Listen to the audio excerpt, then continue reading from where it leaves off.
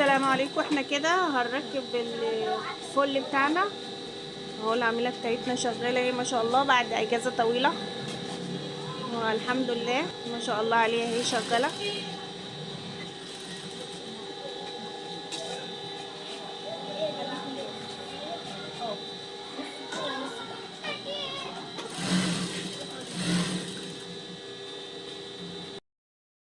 ده الشغل النهائي بتاعنا اهو. بصوا بسم الله ما شاء الله، شغل فاخر من الاخر بصراحه. تسلم ايديها، الله ينور، جميل. تمام، احنا كده هنشتغل على ملاية استك 160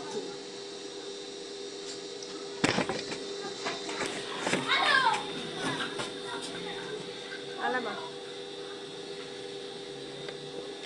عايز تسند على المكنه تعالي.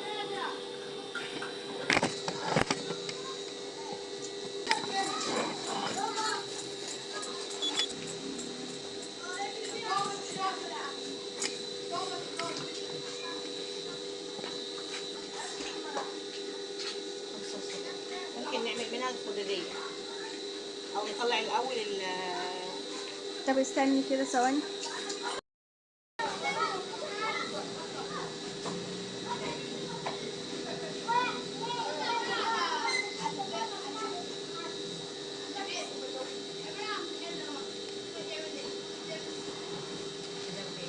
طيب.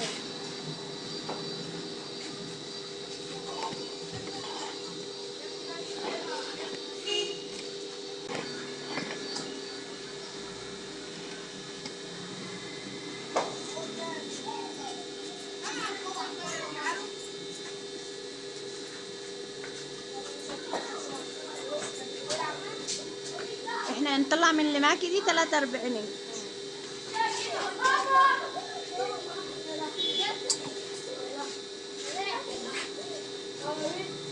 انت مش خدتي 3؟ يبقى كفايه 3. ادي واحده اهي، والثانيه 3. الرابعه بقى هنطلعها من الملايه. كده احنا بنركب الوصلات بتاعه الاستك. اول وصله كده بالعرض بتاع الملايه. بسم الله.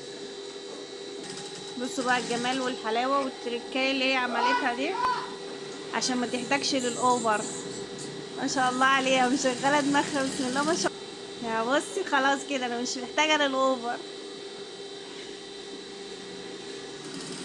خياطه جوه خياطه يا جماعه، تانية الخياطه على بعضيها عشان ما تنسلش منها. لو ما عندكيش اوفر تعرفي تعملي الطريقه دي سهله.